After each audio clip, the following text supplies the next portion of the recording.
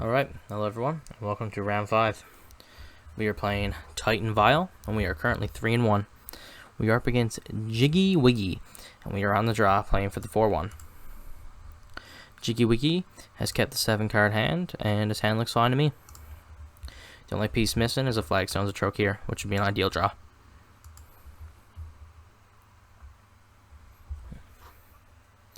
See, Chrome Coast usually means ad nauseum.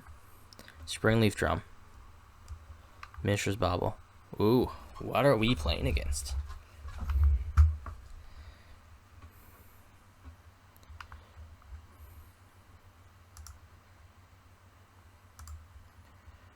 have no idea what we're playing against, so I'm going to go for a basic force just to be safe.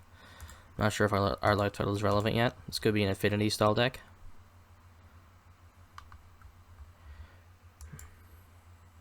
Say no about this Ghost Quarter, so I'm going to set it over here, aside from our other lands.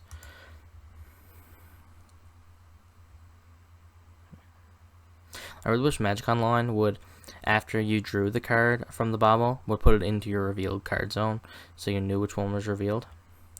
I understand that might be hard to code, but it would definitely be a great feature and very appreciated. So he's a Kinnan deck. So this might be like an Urza style deck. I'm going to try to make 2 mana with the Springleaf Drum now.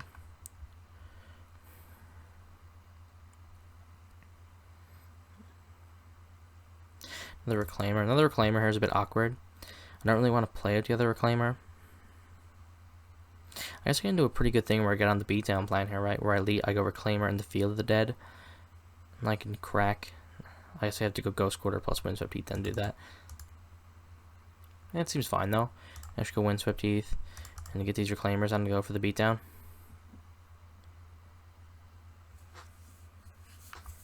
Get 2 3/4s really fast. Start attacking for 6 on turn 3.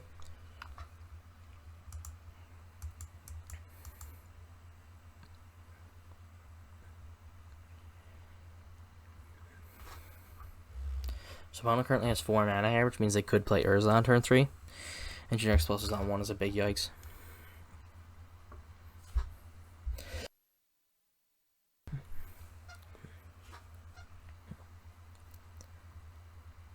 It's interesting though, because it also blows up their Springleaf Drum, so they might just do that and pop our Reclaimers right now.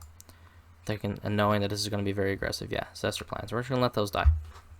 That sucks, but we're even on cards, because they traded their card and another card for 2 of our cards. There's no card advantage happening there, even though we lost 2 Reclaimers, which sucks.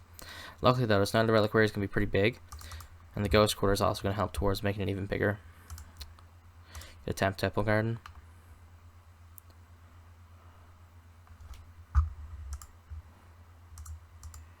Alright, 4/4 now the Reliquary. Not the biggest knight, but definitely big enough to do some smashing for us. 1, 2, 3, 4, 5. So they're 2 away from activating Kinnan. 1 away from this makes, yeah. So this would be 1, 2, 3, 4, 5, 6, 7. So they currently have enough to activate Kinnan, which is actually pretty gross to be honest. Kinnan works really well with mana dorks.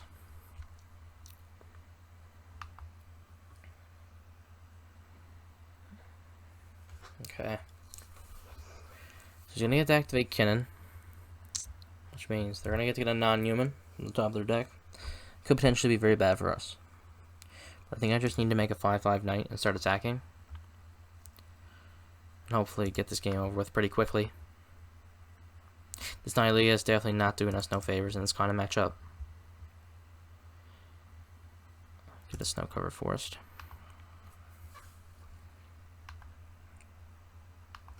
So the knight's actually a 2-turn clock from here, because we can Ghost Quarter our own land and put 2 more lands into the graveyard, which is a pretty strong interaction.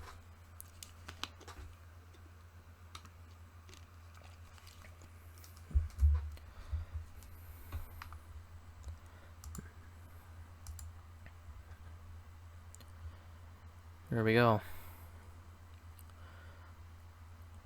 1, 2, 3, 4, 5, 6, 7, 8. 7, here we go. Activation of Kinnan. See what non-human creature they can get for us. So Urza's, okay, it's a whiff. That was good. It's time to Reliquary I might get there. Tap draw. Primeval Titan. No, I don't really want to Ghost Quarter myself. I think I'd like to develop the Titan out. It doesn't really work out to kill him in 2 turns, sadly. So I think I still do have to Ghost Quarter myself, which kind of sucks. I guess I can just play Titan here, right? 1, 2, 3, 4, 5, and I can activate Ghost Quarter. So that's definitely the play. So I go Ghost Quarter for the 5th different land. Float. So I want to get rid of a forest.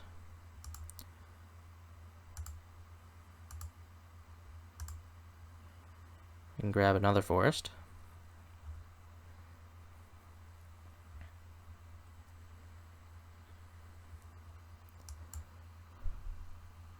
So we have a regular forest in place. We need a snow-covered forest. Up to 6 mana. Play Titan. And Titan can get Field of the Dead and another land. So I want Blast Zone here, right? Yeah, so opponent's conceded. We are up a game. If this start is missing and we're not winning the game, like, I don't know if this is the kind of deck they should be playing. Because, like, their deck worked out pretty well for them, I think. So Path seems pretty strong. Their artifact deck, so Knight of Autumn seems reasonable. I don't really know if I want anything else. Nylea is definitely a cut. I don't think this is really an Excavator matchup or a Courser matchup. But I like the rest of my cards. We need to be on like a kind of a linear game plan here. So we have to cut some of our bullets. Just try to ramp into a big threat, like a big Knight, or a big Primeval Titan, or a quick Golos, or a quick Field of the Dead, or something like that. Or a really fast Tireless Tracker with a bunch of clue cracks to try and win the game, I believe. I think that's the way. That's the key to winning this game. So this hand's just really awkward, right? He has to play Valakut on 1 and a Sanctuary on 2, and that doesn't really do anything for turns 1 or 2. So I'm going to have to mulligan. I think I like this hand. We have to go this on 1. We have the second Flagstones, which actually ramps us into a green. So I think I like getting rid of Vesuva. Because the Flagstones can sack itself to the other Flagstones and grab a Temple Guard. Which means this hand basically has green-white.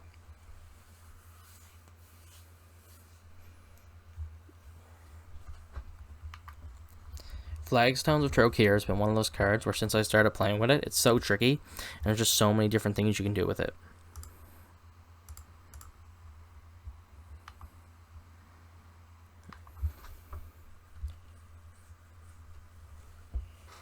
Reclaimer would be an ideal draw here, especially with the double Flagstones, where we get double ramp up.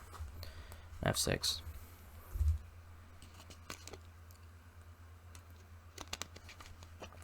Emery. We definitely have to remove that. That's an issue. Monastery Mentor Uro. Interesting.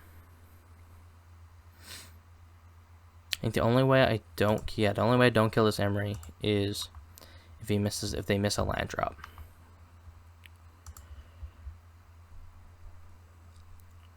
Which means I don't think I'm going to kill the Emery. I think I'm just going to go for a tap Temple Garden and an Ether Vial. I think giving them the guaranteed land is really bad, but like making them draw it off Bobble, especially since they're going to have to wait a turn to hit the land drop if they find it, is just, I think it's just too bad to give them that land right now with the arrow in the graveyard. Make the deck, give it to them, so we just don't guarantee. So it's what I'm trying to say is we don't want to guarantee them hitting the land. Like they hit the land anyways, which is great for them, but we don't want to let them always have the land 100% of the time. We want sometimes the deck to screw them a little bit, so I don't want to path that Emery, even though generally you can't let them untap with Emery ever. Like now I think we might just think the Kinnan's more important to what's happening right now. Snowball Hierarch currently makes 2 mana, so it's basically neutral if we do path it, right? Because they already have 4 mana to work with.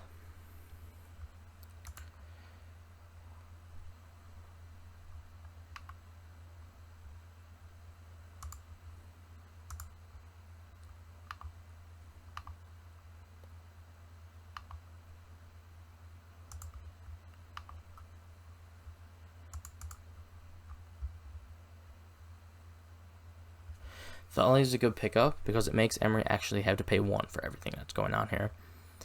I definitely want to do this in their upkeep, but I want to play Thalia too, which is annoying. I can Vial the Thalia, so that's fine actually. So I think I go for the Field of the Dead tapped, and then I Path their guy in their upkeep, and then Vial into Thalia.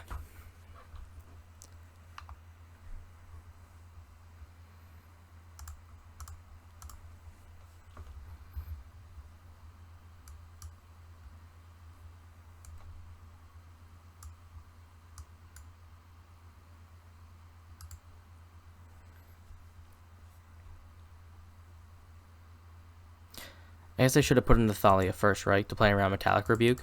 It's probably the better play. Luckily, we never got punished, but I think that's definitely a consideration to do.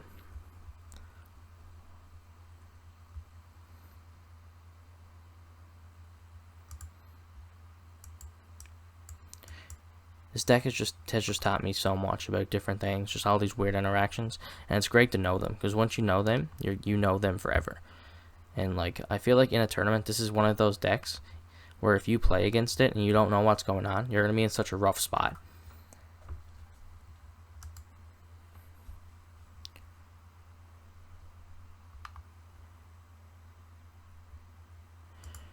Interesting that the opponent didn't go for Uro there, because they had the extra bobble in their hand, so they could have just let the bobble exile to the Uro. They don't even have to exile the bobble. That's just strange. I guess they can't, but I guess they can't play a bobble and draw a card then per turn, but it just seems weird to me to not put that into play there.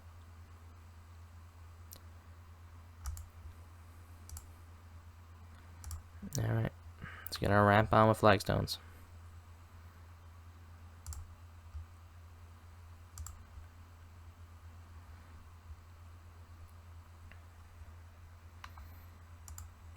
Currently not want a Knight of Autumn, so I'm just going to send in a Thalia for 2 damage. So he started the turn with the Bobble in the graveyard. So yeah, they should have just been able to Uro last turn. Strange they didn't do it.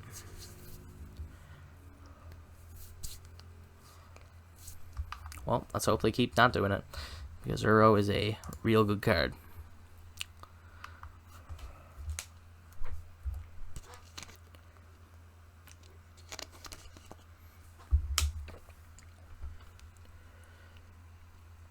Plains. Imagine this just has to be Uro here. Yeah, this is definitely Uro.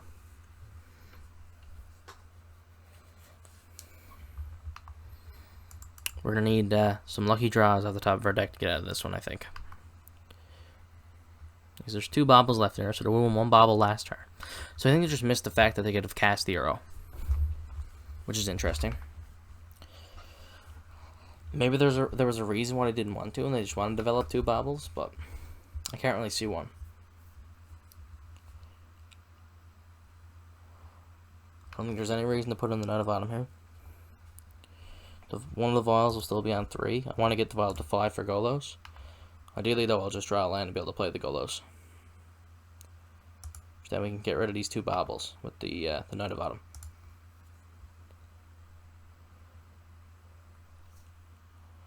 Guess that works. Get rid of them too, right? I can just Vial in Knight of Autumn. So there's no point in using Vial here. I can just bluff something off it. So we go for Knight of Autumn.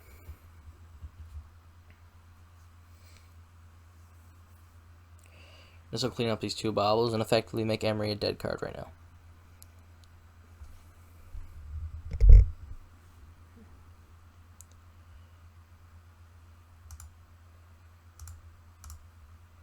Shatter.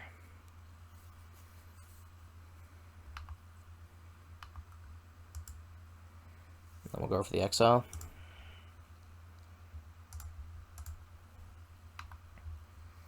And pass the turn. I think the way I'm going to outgrind this Uro is through Field of the Dead. I don't counter Bagol, this is pretty good as well.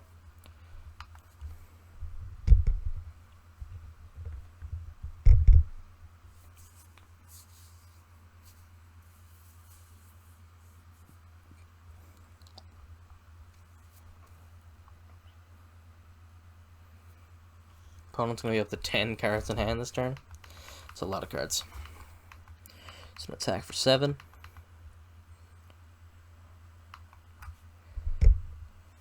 I don't think there's any reason to block her. I'm just going to go to 13. Oh my god. Whoa. That's a really cool card in this deck, isn't it? So they can like use Emery twice. They can untap Uro. They can basically give Uro Vigilance. They can use Kinnan to tap for Springleaf Drum, and then untap Kinnan. That's awesome. Opponent's deck is really cool. Mastery Mentor. There's a lot of. I'll tell you one thing. There's a lot of good cards in play on my opponent's side right now. A lot of very good Magic cards.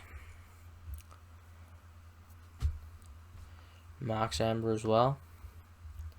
Untap a legendary permanent or creature. Untap target legendary permanent. So they could use Kinnan with Mox Amber and then tap Mox Amber and effectively generate a mana. Right? Because the Mox Amber will make 2 with the Kinnan in play. That's crazy. This land seems fantastic in their deck.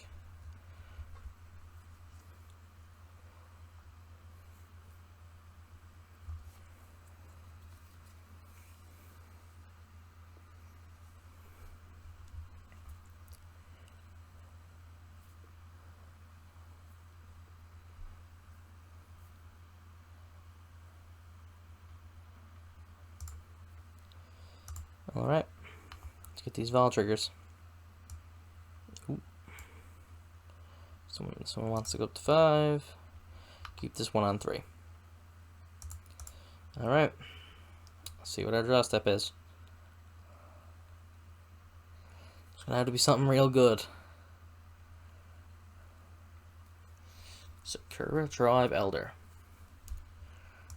I said lets me start making a bunch of zombies, right? So I can go this and go up to 6 lands, but I still have to get a 7th different land. I think I'm going to concede. I think I'm too far behind here. Hopefully we can get him in the next game.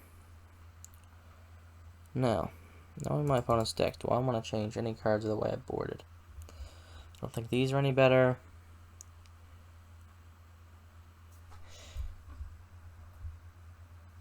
I think I'm trying to click submit again. I gave Mind Sensors probably just trying to get them too good. Like, I like Mind Sensor as a threat against the control decks because it has flash and has some more application. Just being like an annoying card. But in this matchup, like I think just playing a turn 3 Mind Sensor is just going to be an embarrassing play. His hand's way too slow. I'm going to mulligan. His hand's also too slow, so I'm going to ship this back to 5. Our opponent has mulled to 6. See if they'll join us at 5.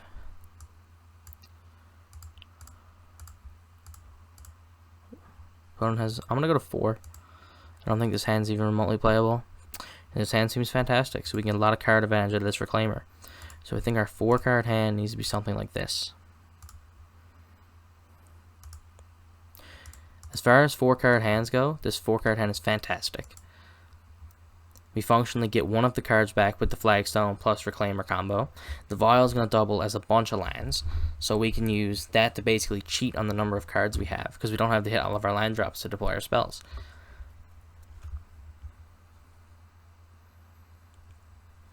Opponent leads off in the Misty Rainforest and cracks it. Imagine we're going to see a Matador here. Matador goes Springleaf Drum. EEM1. Well, that's not good.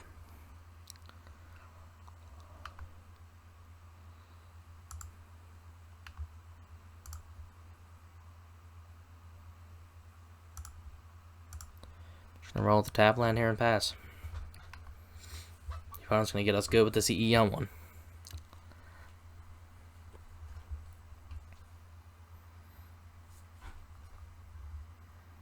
That's fine.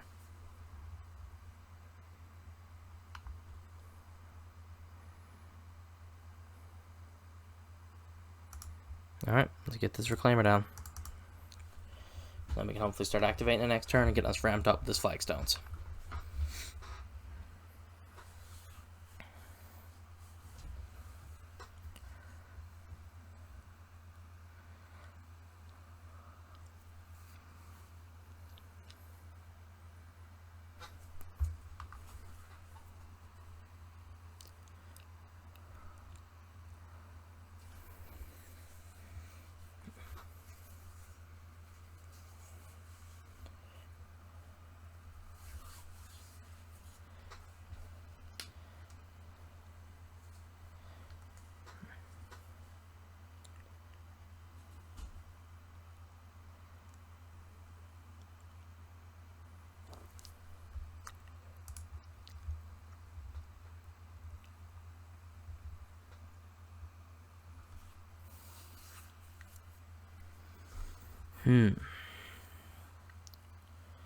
So, I think that Bobble's going to be cracked before my turn. But if the opponent's going to be smart, they're going to hold on to it and cast the EE first. Because I can reclaim for a Bog and blow up both their things if they pop the Bobble and try to recast it. But I don't think any of my plays are particularly good. So I think my best bet is hoping the opponent messes up. And I also need to get this Flagstones out of the way regardless to get the value from it. So I want to reclaim this turn anyways. So I'm just going to pass the turn. It's not great, but when you mull to 4, sometimes you gotta get a little lucky to win the game. Hopefully the opponent pops Bobble here and we can get him good.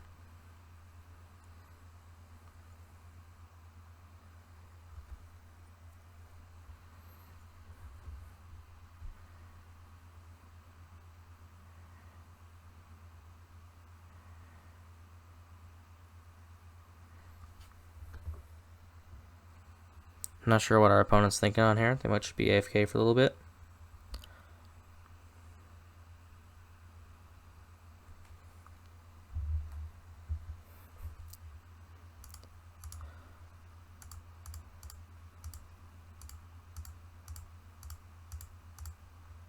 Just gonna pass here.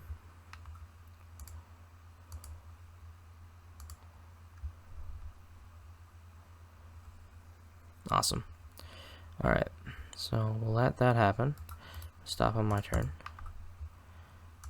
I'm going to sack the Flagstones. So I do want different lands for Field of the Dead, but I believe I do need double green here. I do have a double green spell in my hand, so I'm just going to grab a Temple Garden.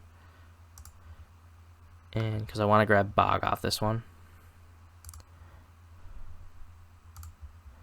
There we go.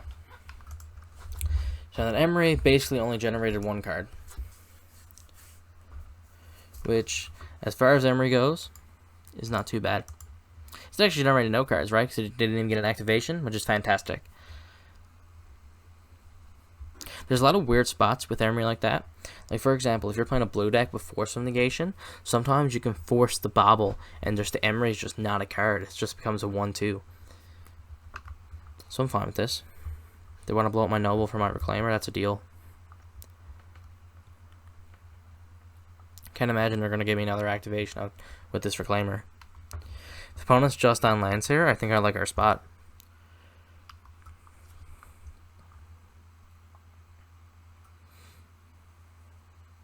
Yeah. I didn't think they'd give me another activation of Reclaimer.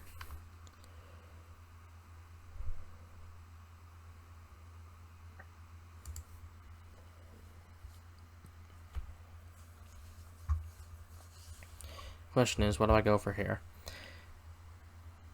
I think since I think this game might go a bit long, I guess they just get to loop the EE now, right? Which is an issue.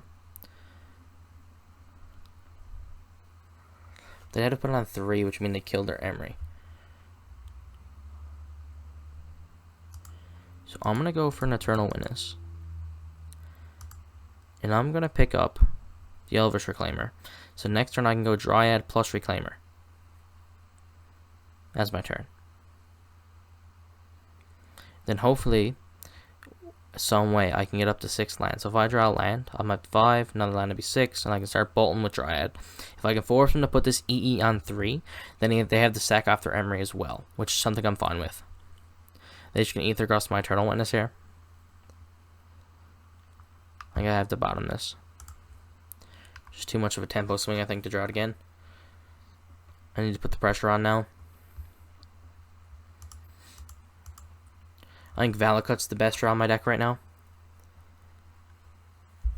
As Valakut turns on the Dryad as a big threat. Whoa, my opponent's deck has actually everything in it.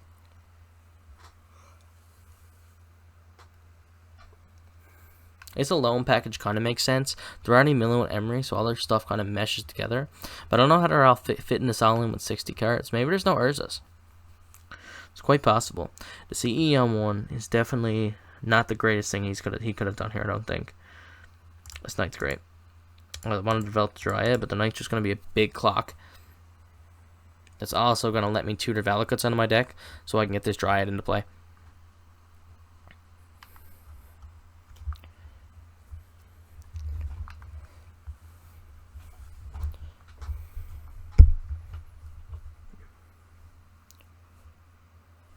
a dismember for my knight. Or they're just going to pop the EE on 1, so then they can recast it on 3 on their turn. A lot of graveyard synergies going on here. Yeah, that's what it looks like. We're going to pop the EE on 1 to go get an EE on 3.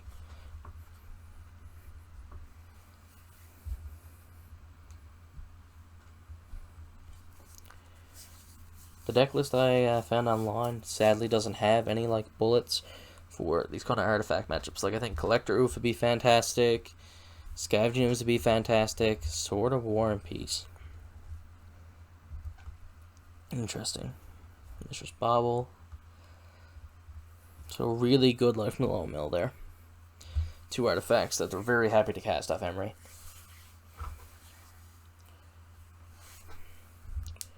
Sword of War and Peace. I think this play that they made is actually going to give me a massive advantage. Because of what Knight does. So their last card in hand is the Life Below, so they're probably going to cast that and put it in the graveyard so they can dredge it again. But what that means is I can go to my turn, cast the Knight of Autumn, blow up the Sword of War and Peace, then sacrifice my Temple Garden to the Knight of the Reliquary and grab Vesuva, and then copy Bajuka Bog and exile all of it. So there's just no more engine. They have no cards in hand. They're just left with Emery and Sword of War and Peace. It's fine.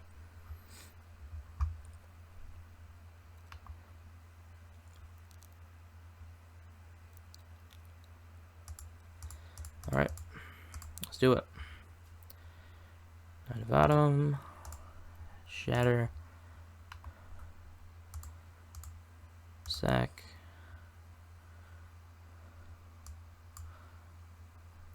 Vesuva. Copy Bog. And get rid of all this. I think we're pretty far ahead here now, to be honest.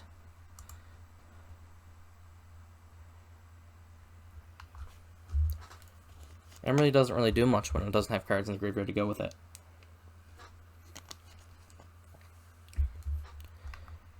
Another Emery. That kind of sucks. Oh, we got an Engineer and an Earl. That wasn't great. So imagine this EE is going to go on 3.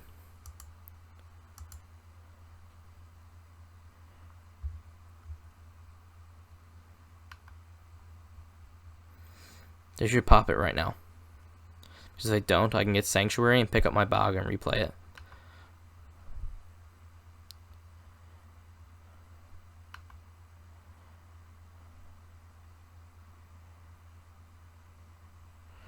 So that path deals that arrow really cleanly. Should develop my Dryad. Go ahead. So luckily I'll get the path off this arrow, so that's not too bad.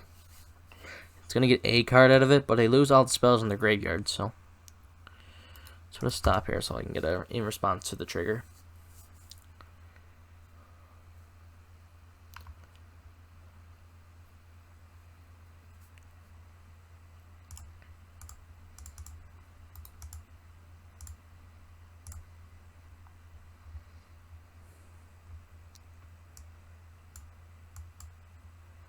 So now the Dryad actually turns all of our lands into Rainbow.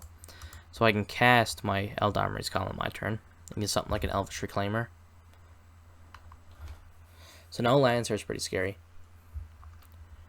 Interesting that they didn't choose to tap their Mox Amber. Sakura Tribe Elder.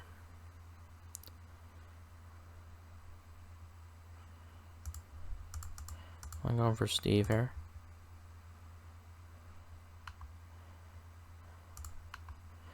Send in the Dryad.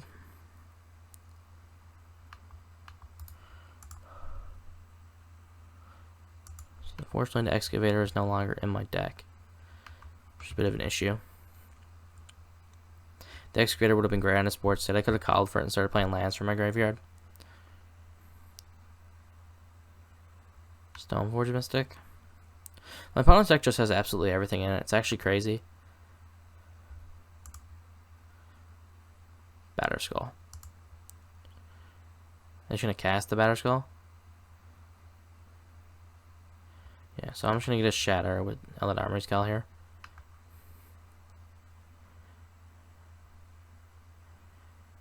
So first let's crack off Steve, because he's not attacking the Stoneforge Mystic anyways. Snow covered forest, because it's less likely to draw out of the two forests. Get green, get white. So you get Golos here. Elder Gargaroth. I like the Shatter just better though.